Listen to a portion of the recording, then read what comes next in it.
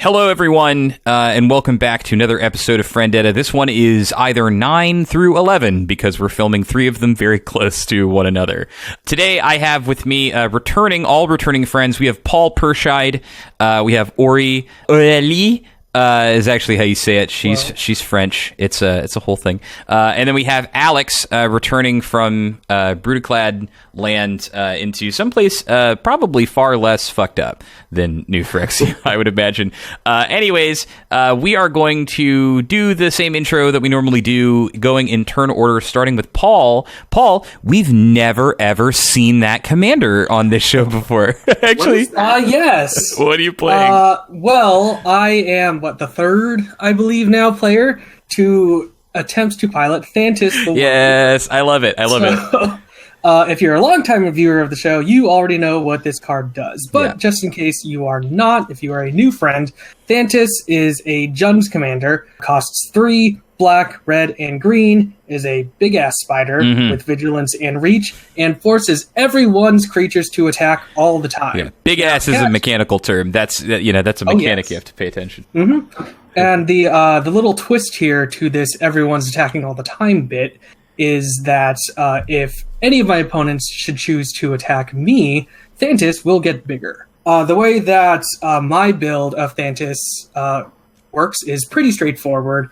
Pretty focused on combat, pretty focused on having creatures that are good at surviving combat, attacking and blocking, and a couple of twists to maybe influence people's decisions as to where they are throwing their creatures. Yeah, so, I mean, y'all know mine is very, if I ever get to play it again on the show, it's very, group slug is the word that I would use for it. You know, I very much am here to provide armies for everybody. Zach's was very planeswalker focused, very defensive. So it'd be interesting to see yours, because you said, it's pretty straightforward, but there are still a few twists in there. Maybe I'll pick up some inspiration for my list. Aury, you, coming hot off your debut, have returned once again with a deck that hurts me deep within my soul. So go ahead and tell everyone what you're playing. I'm running the Reaper King. I composed a limerick in honor of the occasion. Oh God! Like to hear yes. It. Oh, 100%. Yes.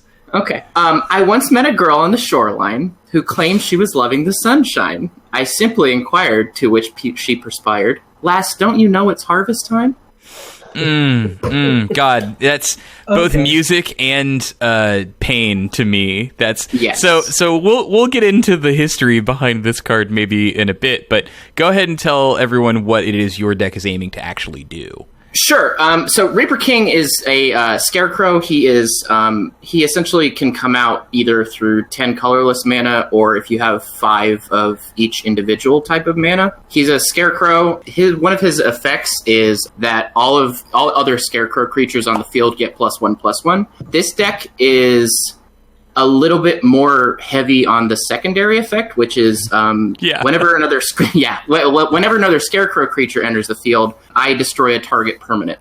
Right. Not non-land permanent, target permanent. No, it's just permanent, yes. Anything. So, anything. So this deck is a little bit different from other Reaper decks. A lot of Reaper King decks are tribal scarecrows, so they're trying to get as many scarecrows out as possible. This is more of an artifact-focused deck, which still abuses that mechanic, but does it in a lot more, shall we say, hilarious ways. We'll go with that. We'll get into that later. But there's still some scarecrows. There's some people who can turn into scarecrows. There's some liars who are trying to be scarecrows, and they'll still get the effect. So it's just gonna be a really fun time for everyone. For you and no one else. Okay, I am playing 2 of the new Battle Bond partners. This deck holds a very special place in my heart. It's the Murder Boyfriends, Virtus the Veiled and Gorm the Great. And we'll actually talk about these 2 in the reverse order.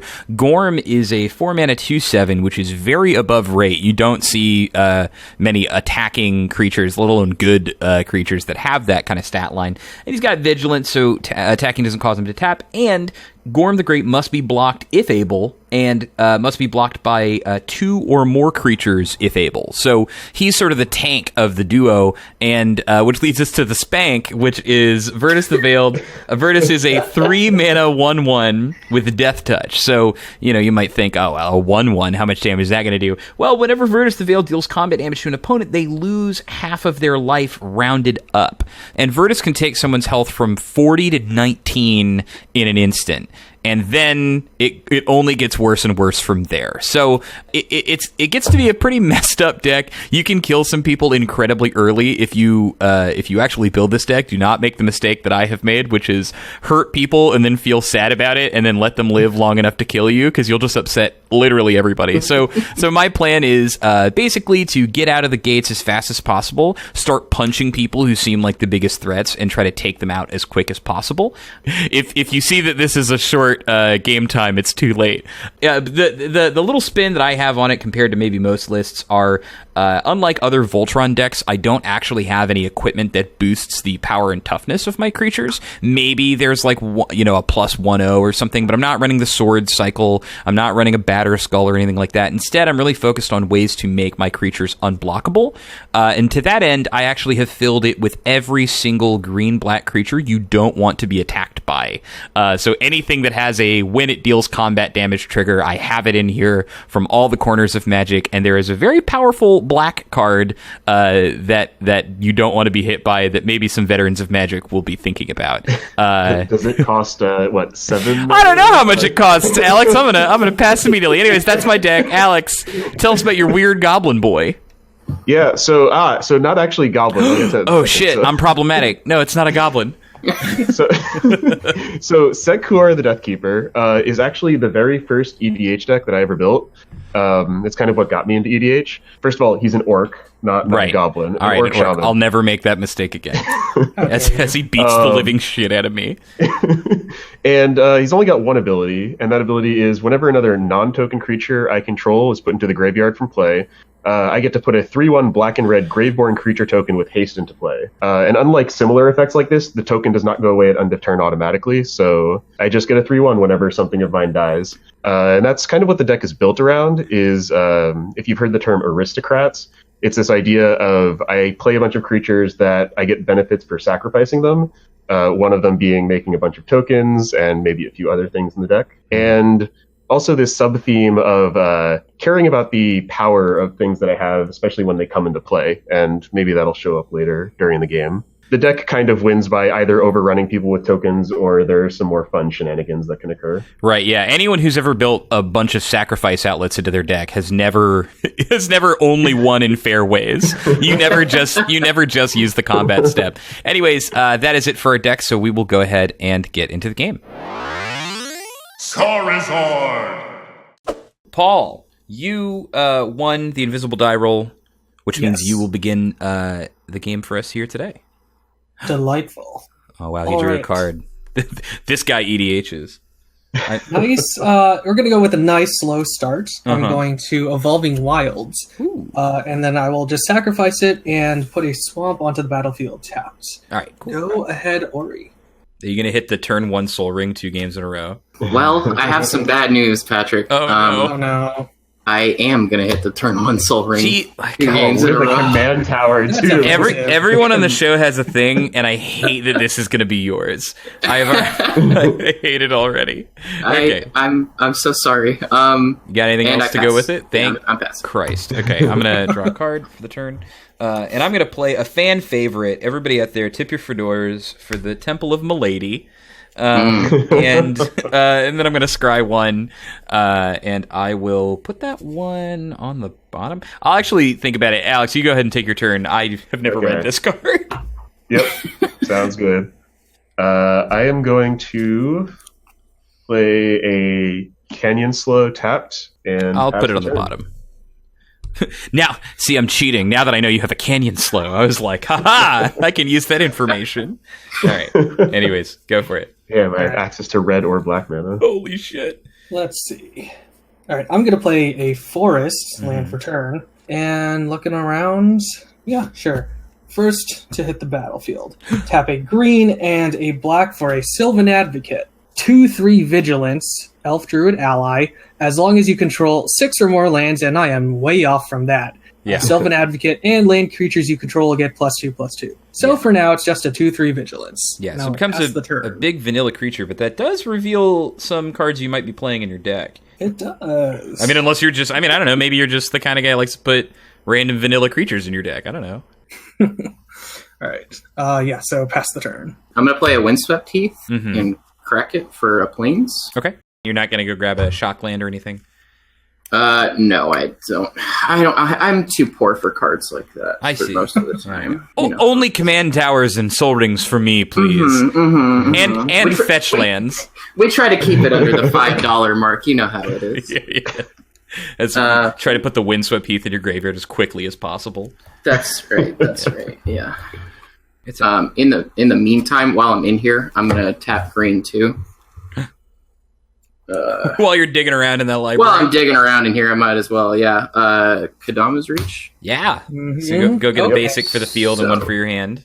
Yes. Ramping continues. That's Reaper King next turn. Yeah. That's a turn 3 Reaper King. Good. Normal. Very good. Right? We're not wrong about that, right? Yeah, because she's going to get one. That's correct. Yeah.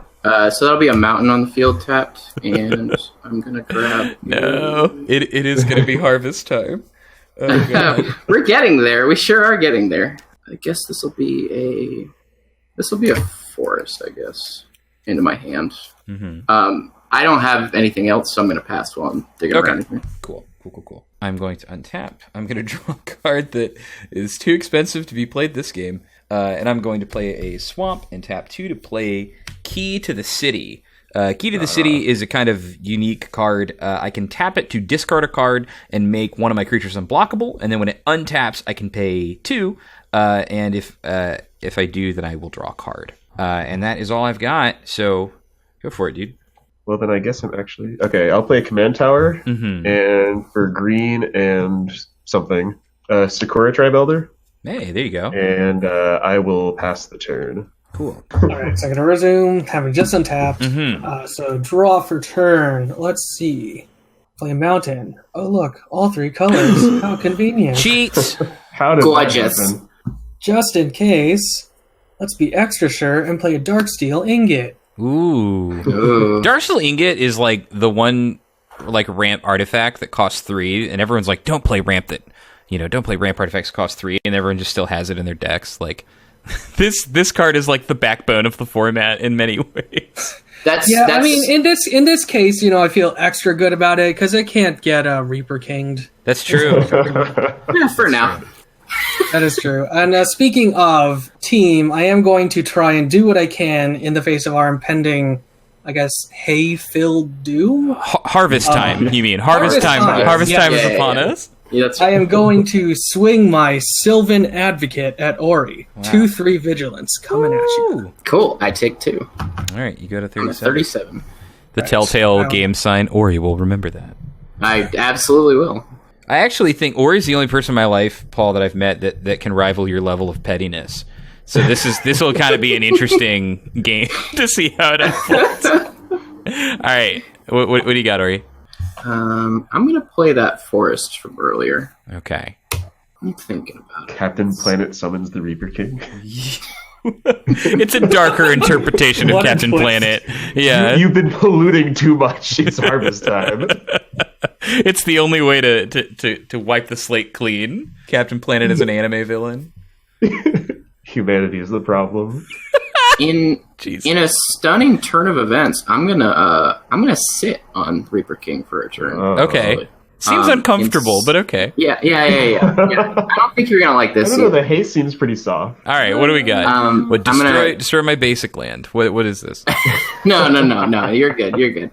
I'm gonna play a Chromatic Lantern. Okay, so all your lands tap for everything now.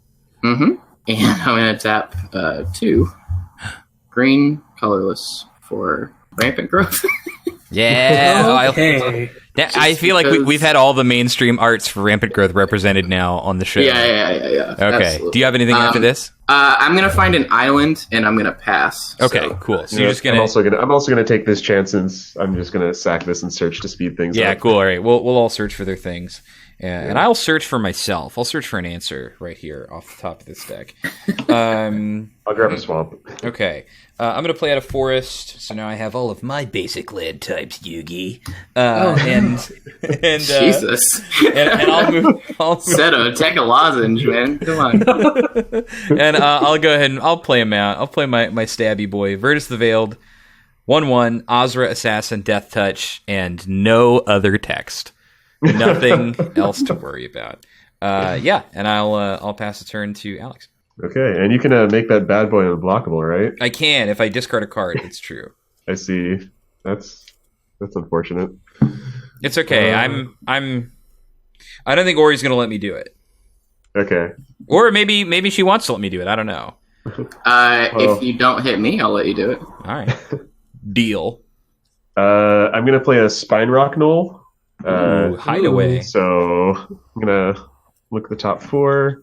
And the trigger and what lets me cast it off of Spine Rock Knoll is if an opponent has been dealt 7 or more damage in the turn. Okay. This is a tricky rules thing, right? Damage causes loss of life, but loss of life is not damage. Right? So like you can't get it off of my Virtus stabbing someone for 1 million. Correct. Yes. That would be loss of life, whereas this cares about damage. Okay, cool. I actually haven't gotten a chance to try this out in this deck yet, so let's hope I can get there. Okay, whatever that means, let's get it. Wow.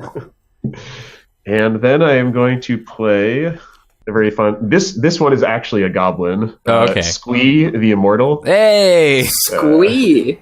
Squee. Okay. He's a 2/1, and I can cast Squee from my graveyard or from exile. So literally he's sticking cannot around for get a while. rid of it.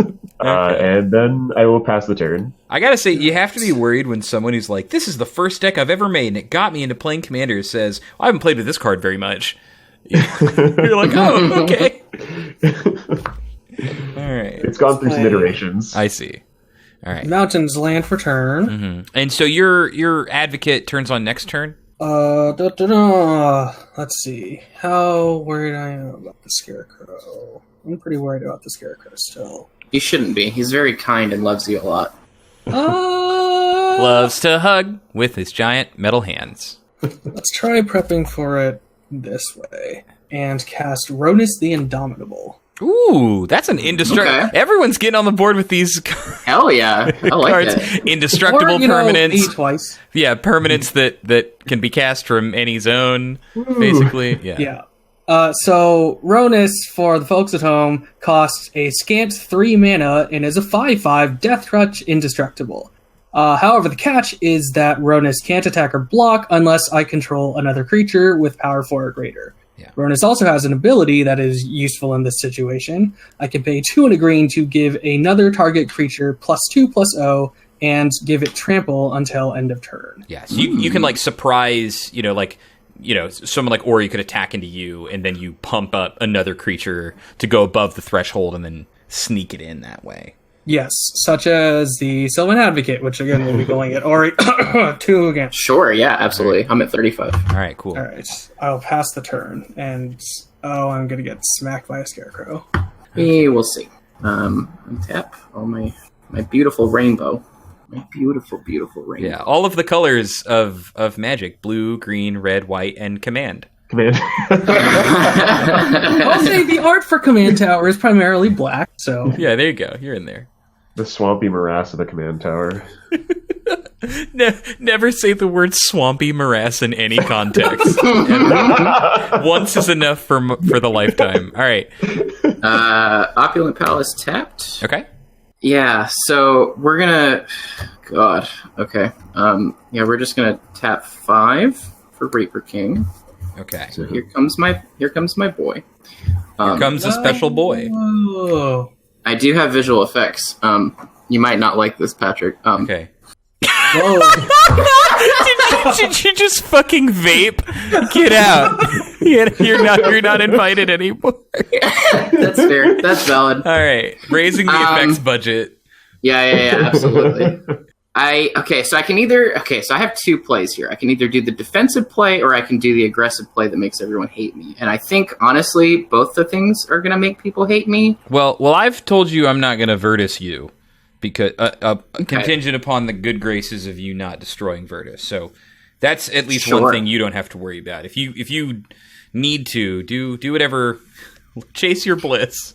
I think I'm going to chase my bliss. I'm going to tap 2, 1 floating, Swiftfoot boots, and equip.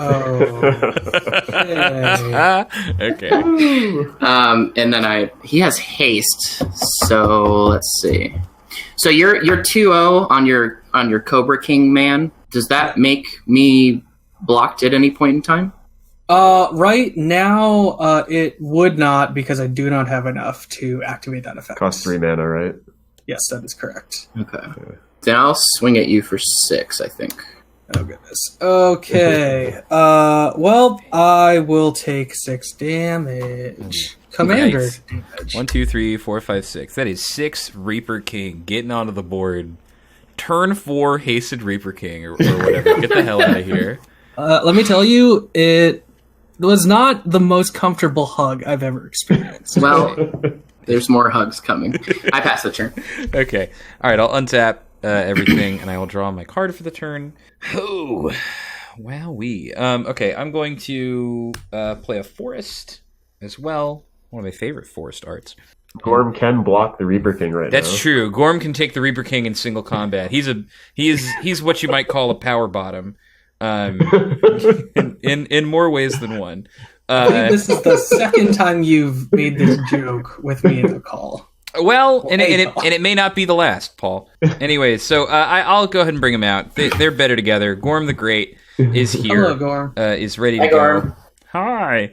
He does not sound like that. Or maybe he does. Maybe He does. I think that's canon. Oh, yeah. He probably doesn't talk a whole lot, but Virtus loves him anyways. They're so sweet. Anyways, boys. God, which of you two am I going to attack here? Or am I going to attack at all? I kind of feel like you don't do this to not... So I'll just say I don't really want to kill your dude, but if you do attack me, I will have to kill him. I'm just saying. I'm fine leaving him on the board. Hey, sounds like there's only one person to get attacked then. So I'm going to tap Key to the City. I'll discard Quiet as Spike because Virtus is already here. It's late. I don't want to do math. And I will attack Paul with an unblockable 1/1 Death Toucher. First, I will get hit for 1, right? Yes. So that's 33. Yes. And then lose half my life rounded up, which would be 17. So 33 minus 17, 23 minus 7, so 16. Oh my goodness. Just normal things happening here on turn 4 of the game. So, okay, and that's all I got, so I will pass to Alex. Well, let's see if I can do anything quite as exciting. I don't actually think I can. Yeah, just pop someone for 17 damage real quick. But not me, because I would die. Yeah, currently the high scores to beat have a hexproof, 6/6 haste creature with like 8 billion mana, or attack someone for 17. Yeah, I'm not matching any of that. No, okay, well, there it is. Well, let me go ahead and cast for 3. I'm going to cast a Journey to Eternity. So it's an aura enchanted creature I control, and when the enchanted creature dies, I return a Journey to Eternity to the battlefield transformed. At which point it becomes a land that can tap for 1 mana of any color, and for 3, a black and a green, I can tap it to return a creature card from my graveyard to the battlefield. Yeah, so you will have a reanimator land, so to speak, and it's going on Squee, who can also come back. Creature I control. So yes, when Journey to Eternity comes back, it also brings back its friend as well. All right, so multiple layers of immortality is what's going on here. Squee's not going away anytime soon. Okay. All right. And then that is my turn. Let's see what I can do to stabilize from that giant ass hit. Okay. Well, it was not the giant. Gorm is the giant. You see, this was, this one's an assassin, so it was definitely an ass hit. Well, that's the fun little deceptive play is, Gorm is a giant creature, but the hit that's giant is from the little guy. That's true. So, forest land for turn. Question, Alex. Yes. If your condition were to activate, you would not be able to cast the thing under Spine Rock Null right now, or can you? All right. So you want to deal 7 or more damage to someone this turn?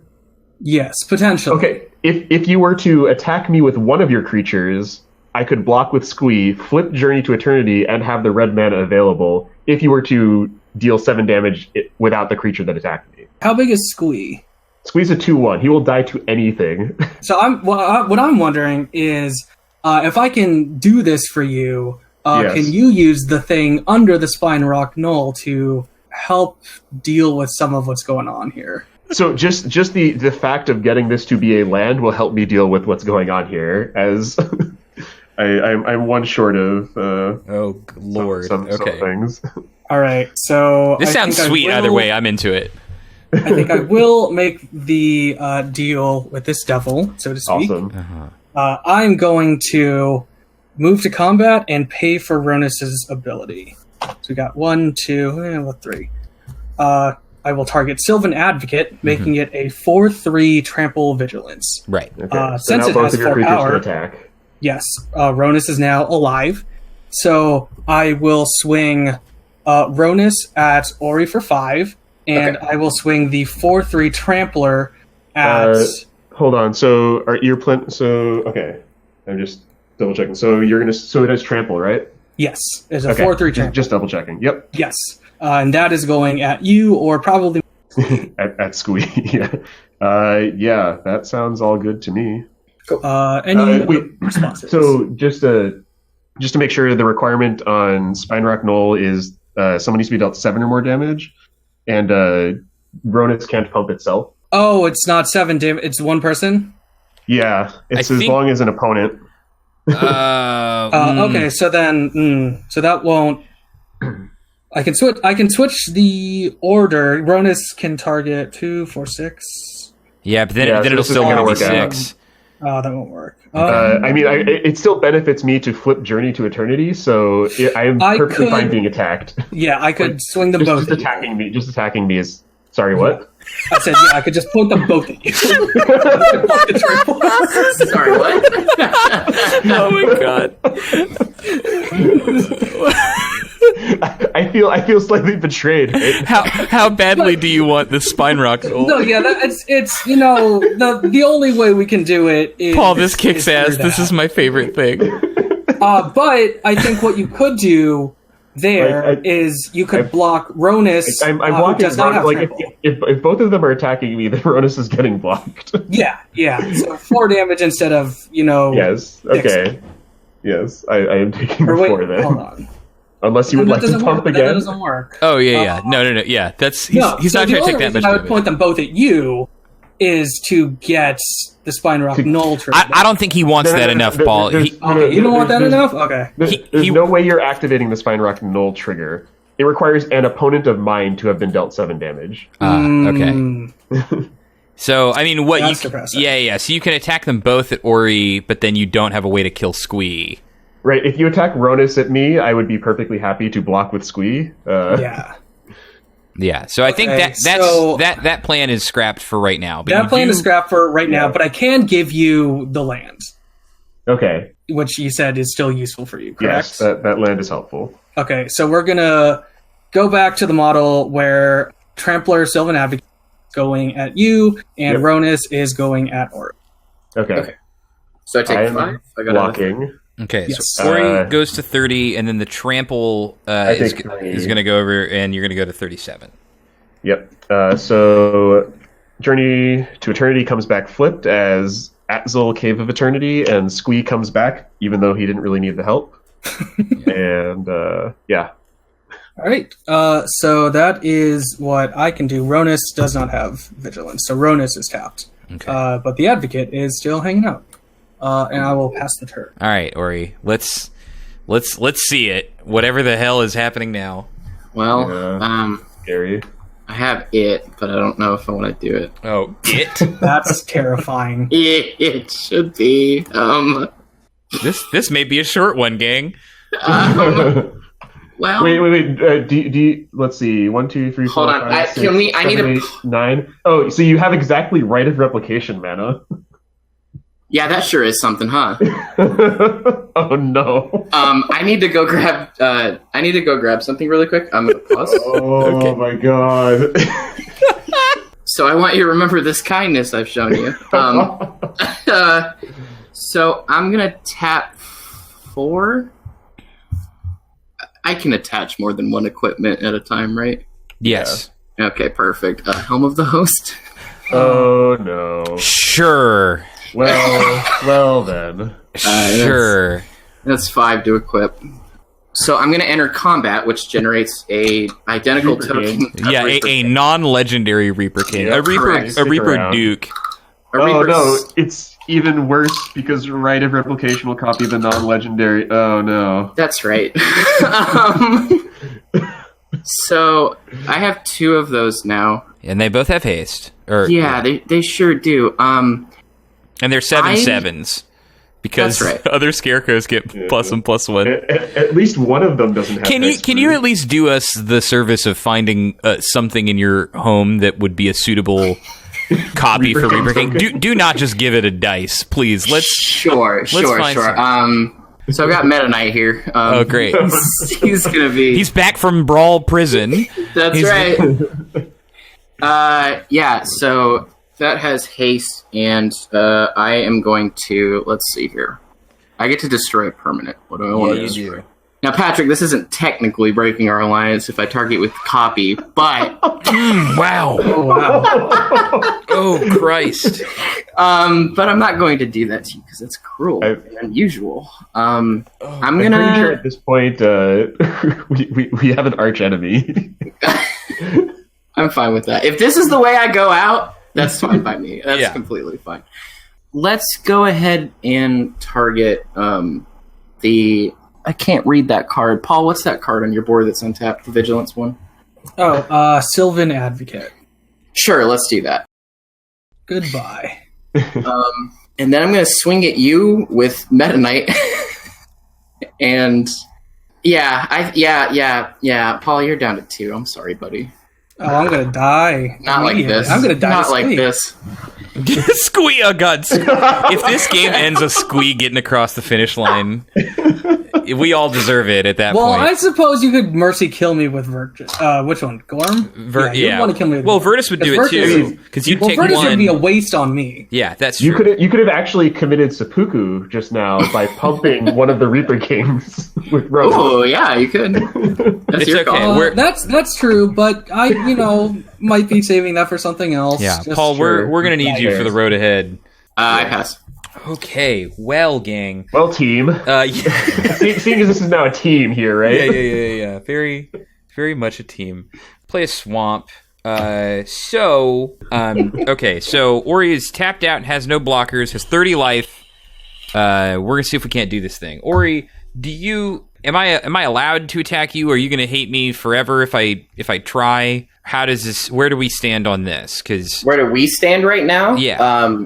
As far as I'm aware, our clause for you not hitting me with that nasty little Half-Life thing is still in effect. I personally am cool with you not hitting me with other things, but if you hit me with Half-Life Boy, if you hit me with what I'm saying is if you hit me with Gordon Freeman, I'm going to double up on Rite of Rep triggers like you've never seen. No. So I guess to paint you the picture here, Aury. What I'm saying is, I think if we let you untap, it is an instant loss, and I'm asking if morally, ethically, I am allowed to do my best to see what my friends can do, because Paul currently cannot attack with anything. Yeah. So Patrick, I will say this: based on the resources available to me, I can deal 12 damage to Aury next turn. I'm saying, am I allowed to try here, or do I just have to watch as we all die to Reaper King copy triggers? My take on it is, I think you're right. We will all lose the game if Aury untaps. So the question is, are you allowed to try and win the game? I mean, Here's my thing. Mm-hmm. I am in a state of catharsis right now that I have never been in before. Oh, so you're saying that this is maybe the one time that this would be okay? To me personally, and I'm still honoring our agreement. Mm-hmm. Don't hit me with the thing, but you can do whatever the hell else you want to me. I have already in my book, in my personal This record thing. book. All right. Well, I look, have already won the game. Look. Yeah. Oh cool. no, we all know you've already won. Yeah. Spiritually, you've won, but also for real, you're about to win. Okay. Well, I don't. Ugh. Okay. So I made a deal. I'm not going to go back on that. So I can't hit her with Virtus. I can probably not attack anyone with Virtus. Man, okay, so what is the best shot that I have? The best shot is this weird card where I will play Driven.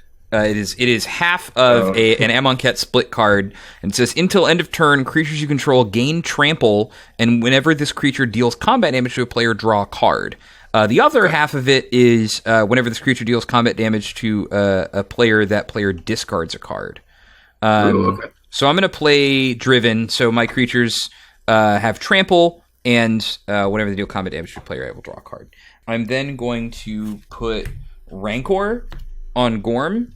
So Gorm now has +2/+0, Trample, Vigilance, and will draw me a card when he deals damage. Alex, I don't know what you have in hand. I don't know if you have... I'm not. I don't actually... Yeah, what I have will not contribute well to this board state. Well, that sucks. So in that case... It does. So I'm looking to draw a card, and if I can find a card that can help in any way, that's what I'm looking to do.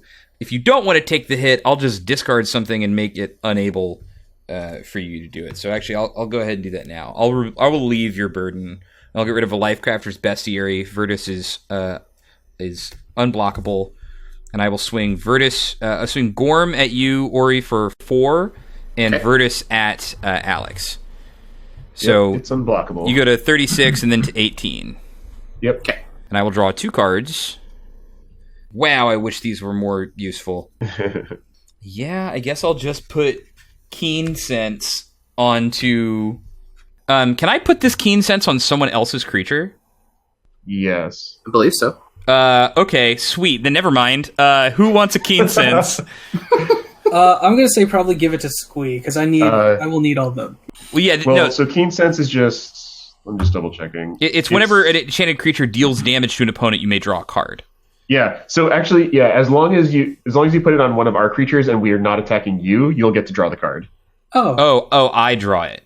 Yeah, it's not the controller draws the card. Yeah. All right. Well, let me tell you, I'm going to put it on Squee because there is technically a draw that this can matter. So I'll hand this over to you. Okay, I will. Yeah, and you take it. So now Squee's going to draw me a card. Squee has a Keen Sense right now. Yeah, Squee finally is dialed into what the fuck is going on this board. He has a keen sense of his own impending doom. Okay.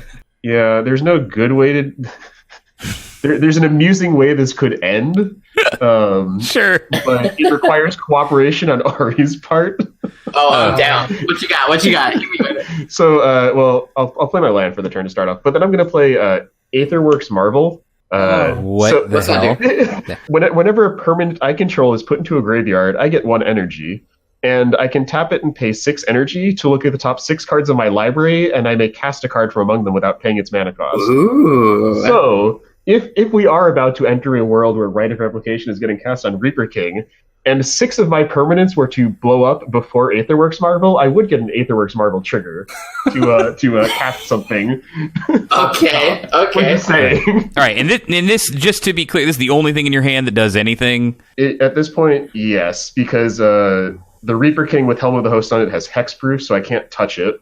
The token copy does not have hexproof. The token copy doesn't really matter, though, with the original with a Helm of the Host on it. I mean, first we were saying 25 permanents, and maybe we can get above that amount and play. I can only deal 6 damage, so the fact that they pumped each other and are now both 7/7s is also an issue. I see. Okay, well, go ahead and at least attack with that Squee. However, I will attack with Squee at the Reaper King. This Keen... I will just go ahead and pump it for +2/+0 and trample. Okay. Okay. All right. Cool. So I take 4? Yes. Oh, and God. Patrick draws a card. I wish I had drawn the card. All right, Paul. Is that what we got? She's 22. Last stand? Top deck like a legend, and if you can't, try to put enough permanents on the board that anyone can do anything. I'm going to swamp. Then I will tap 1, 2, 3, 4 for a Hell Rider. Oh, Hell Rider is a devil. It is a 3/3 haste, and whenever a creature I control attacks, Hell Rider deals 1 damage to defending player. Ooh, So okay. then I'm going to go ahead and use Ronus to pump Hell Rider, making it a 5/3, turning Ronus on. oh yeah. He does get very turned on by that. Yeah. Ronus keeps a menagerie, but we never learned what was inside. And now we know count what it is. myself among their number. That's disturbing. Okay. So go into combat, swinging a 5/3 and a 5/5 over at you, Aury, and then Hell Rider will trigger, and before anything else happens, you will take 2 damage from 2 Hell Rider triggers. Okay, I'm down to 10. Cool. I'm going to untap. Sure. And then Sure are. I'm going to draw. I'm so excited. I've never gotten it off before. Oh, man. Okay, so this is the last turn of the game, no matter what happens. So I'm just going to play. I'm going to play with my hand revealed. Oh. All right, so that's I see. some shitty scarecrow, right of replication, conspiracy, and tink. Fabricate. Fabricate. Yeah. Not actual tink. Cool. So I'm going to tap 7, 8, 9, 1 floating, right of replication. Yep. Country so roads, I have- take me home. All right. So I have 6 non-token Reaper Kings. So can we get a math check on this? It's 20. It's 20 plus 10, so it should be 30. Yeah. 30. So 30 permanents are getting destroyed. Okay, so 30 permanents die. I think that's a full board scoop, apart from the 2 indestructibles. Yeah, I've got 7. I gotta float 1 black mana. Okay. Sure. Okay, sure. And then literally everything goes away. Everything goes away. Aetherflux goes. For clarity, all Reaper Kings on the field have haste and are all 12/12s. No, they shouldn't have haste. That token gains haste, so the token doesn't. The haste won't actually be a copyable trait. Okay, so 5 of these don't have haste, but there are 3 that can attack right now. Well, hold on. So since that all got cast, we're not in the combat phase yet. So let me just double check the top of my library, and they're all lands. Unlucky. Yeah, we're in the admiring our playmats phase. Yeah. That's where we are. Look at this beautiful... Hey, squeeze. Breakfast friends. Okay, so these are actually all 13/13s. Shouts out to Gavin. And so 3 of them attack. 1 goes to Paul. That's a kill. Yeah, and then next turn, unless you guys have 1-drops, that's game. So attack us with the other one. Yeah. 'Cause So if I do top deck exactly Tainted Strike, I'm gonna go out my way. I'm gonna eat those poison counters, baby. Sorry, and you also get a new Reaper King with haste, right? that's right. Yeah. Yeah. So So that's these are so 14. You got 1 Reaper King at Paul, and then 2 other Reaper Kings to swing. However, yeah. so you could kill me right now. Okay, so you're dead. Okay, and Patrick remains. Patrick is I'm playing. Patrick needs to top deck. I'm playing to my. Well, there's Lightning Greaves would have been real good this game, huh? Lightning Greaves is going to be real good. I was like, if I draw Greaves, I will absolutely end my agreement with Aury after the first one and just try to go for it. Well, Hey, now you can die shaking in your boots. that's true. Yeah, I will equip these boots to me, the physical person in real life, and I'll pass the turn to you, Aury. Okay. 9.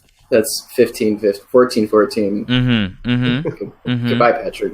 Okay, and then I dear God, take me away.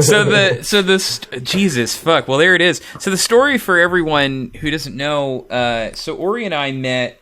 This is the video is mostly over if people don't want to hear this, but Aury and I met a long time ago playing Pokemon online. 2004? Yeah, it's a very long time ago now.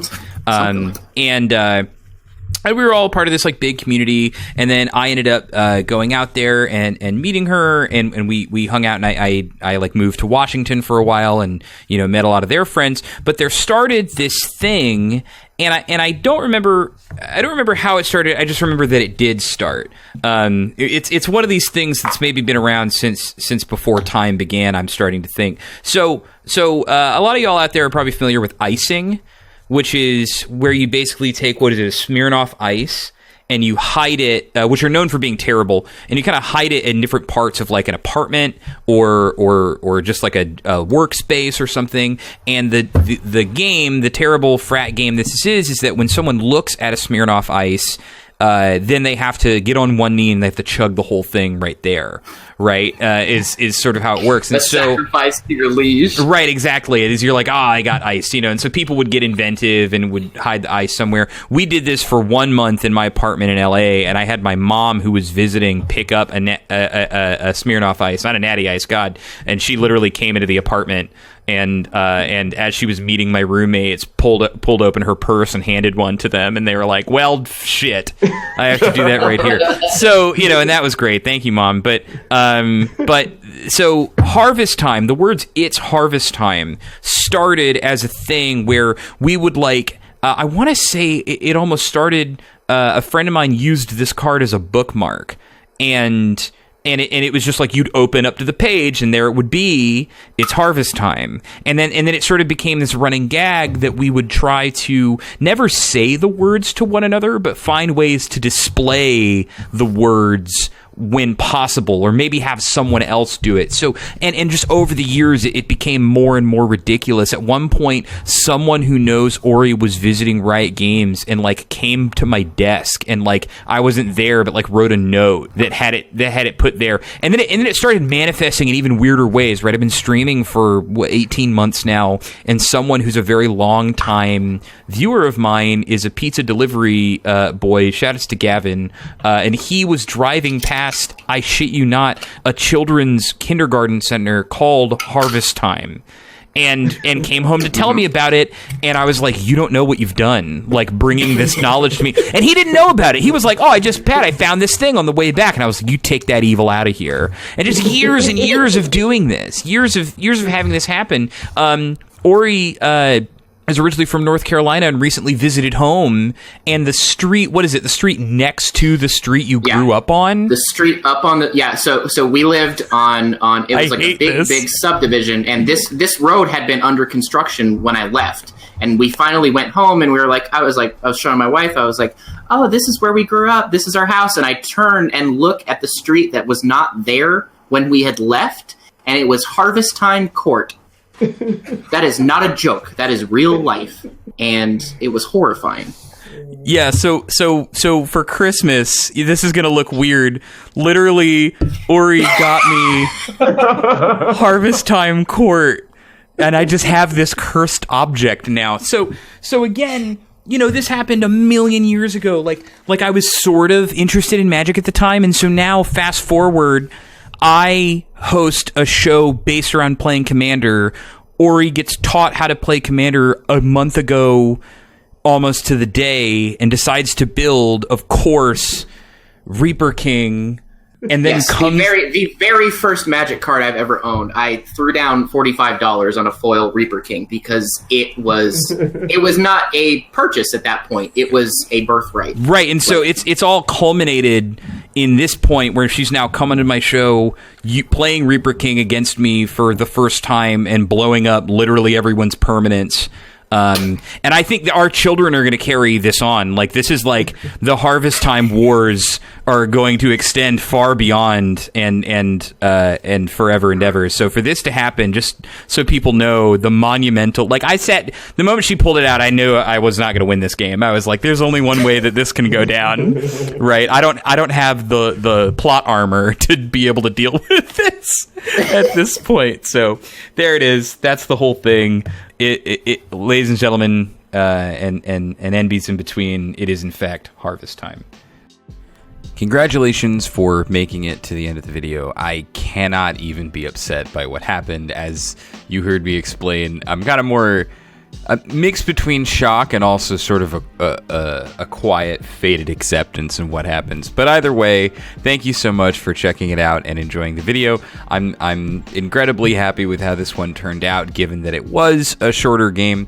If you all have opinions about whether or not we should post shorter games or we should just keep them to kind of the medium to long range ones, I'm absolutely down to hear more about it in the comments.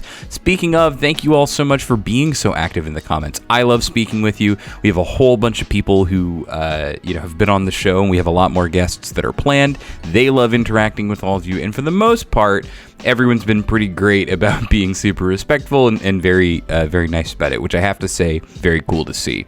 I mean, you know the thing that I'm going to say, but I'm going to say it anyways, because that's how we do it at the end of the video. If you're still here, it's a little bonus.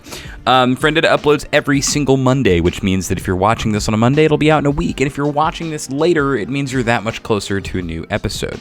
As well as FRIENDETTA and all of my other creations, which will be growing soon enough, are powered by Patreon. You can see all of the patrons hanging on the screen right now. Much love to all of them, especially some of the newer ones that we had recently. Ours, shoutouts to Ours, who may one day be on the show. He's a tiger. It's very cool. A literal human tiger.